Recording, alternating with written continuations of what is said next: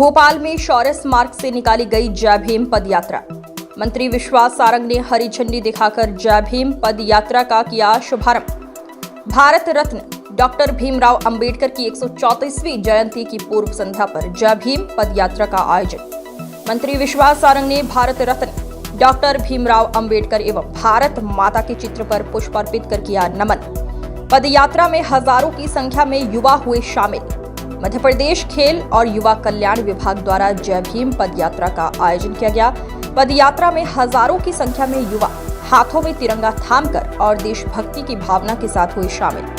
Board office चौराहे स्थित भीमराव अंबेडकर की प्रतिमा पर माल्यार्पण कर अर्पित की गई श्रद्धांजलि। भारत रत्न डॉक्टर भीमराव अंबेडकर की 134वीं जयंती पर पूरे देश में जय भीम पद यात्रा का आयोजन। ये केवल पद यात्रा नहीं बल्कि डॉक्टर भीमराव अंबेडकर के विचारों को आत्मसात करने का संकल्प है। मंत्री विश्वास सारंग जय भीम पद यात्रा के माध्यम से भीमराव अंबेडकर के प्रति कृतज्ञता ज्ञापित कर रहे हैं। मंत्री विश्वास सारंग पद यात्रा शौर्य स्मारक से प्रारंभ होकर बोर्ड ऑफिस चौराहे स्थित भीमराव अंबेडकर की प्रतिमा की परिक्रमा लगाकर शौर्य स्मारक पर हुई समाप्त। आज पूरे देश में जय भीम पद यात्रा का आयोजन किया जा रहा है। भोपाल में भी आज ये आयोजन हो रहा है और बाबा साहब अंबेडकर की प्रतिमा की परिक्रमा करके उनके बताए मार्ग पर चलने का संकल्प लेकर आज भोपाल के हजारों युवा इसमें शामिल हुए हैं। बाबा साहब का योगदान निश्चित रूप से इस देश के लिए अविस्मरणीय है।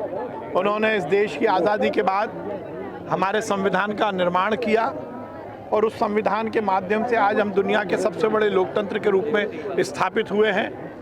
आज सभी युवाओं ने इसी बात का संकल्प लिया है कि हम संविधान का अक्षरशः पालन करते हुए इस देश के नवनिर्माण में अपना सर्वस्व निछावर करेंगे।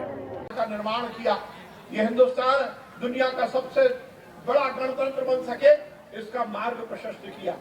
डॉक्टर भीमराव अंबेडकर जी का योगदान इस देश के नवनिर्माण में बहुत अहम है और आज हम उनकी 134वीं जयंती के पूर्व संध्या पर जय भीम यात्रा इसीलिए निकाल रहे हैं कि इस देश का युवा उनके बताए मार्ग पर चले, ये देश दुनिया का सर्वश्रेष्ठ राष्ट्र बने।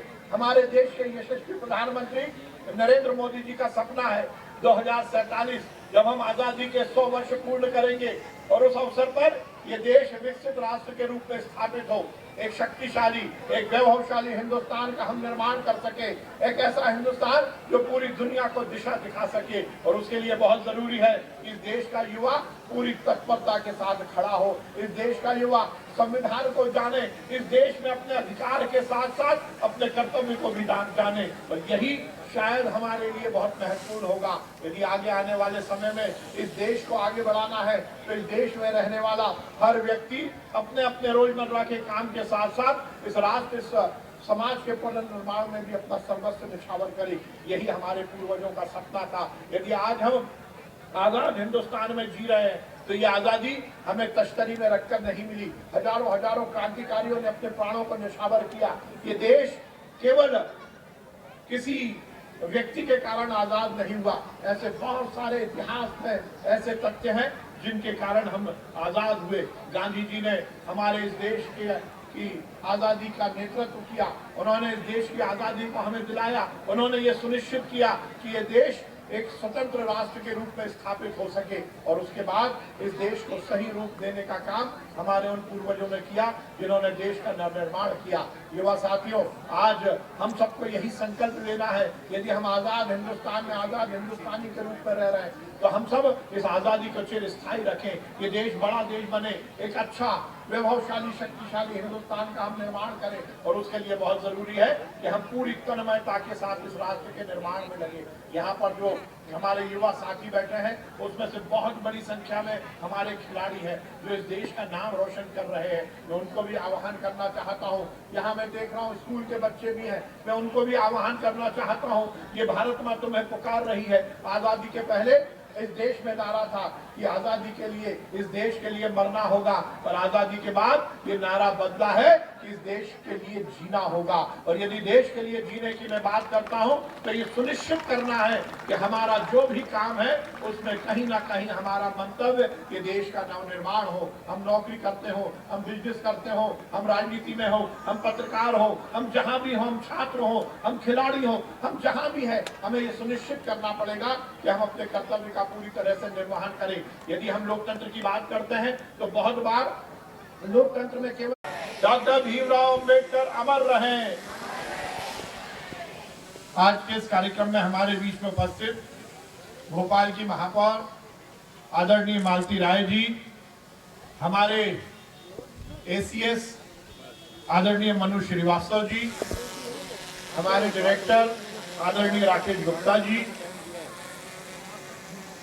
एनएसएस से पधारे हुए आदरणीय अशोक श्रुति जी, आदरणीय राकेश तोमर जी, यहाँ पर उपस्थित हमारे वरिष्ठ नेता विजय सिंह जी, बबलेश राजपूत जी, नीरज पचौरी जी, विनय तिवारी जी, वीरेन पाठक जी, हमारे वरिष्ठ नेता विमलेश ठाकुर जी, पिंकी भाई, सनी भाई, शिवनाथ जी, नाम और ले सकता हूँ पर इससे भी रुकता हूँ, और यहाँ पर उपस्थित सभी युवा साथियों, आज हम सब जय भीम पदयात्रा में शामिल होने के लिए यहाँ इकट्ठे हुए हैं। कहा जाता है कि योग्यता कभी भी किसी सुविधा की मोहताज नहीं होती, और इस कहावत को यदि चरितार्थ किसी ने किया वो डॉक्टर भीमराव अंबेडकर जी ने किया। वो एक बहुत गरीब परिवार में पैदा हुए, परंतु अपनी योग्यता से उन्होंने बहुत उच्च श्रेणी की शिक्षा प्राप्त की, आजादी की लड़ाई में अपने आप को झोंका, और आजादी मिलने के बाद ये हिंदुस्तान इस विश्व में किस रूप में जाना जाएगा, हमारा क्या कुछ नियम होगा, कायदा होगा, हमारा क्या संविधान होगा, हम किस तरह से इस देश का संचालन कर रहेंगे, इस पूरी रचना को मूर्त रूप देने का काम डॉक्टर भीमराव अंबेडकर जी ने किया।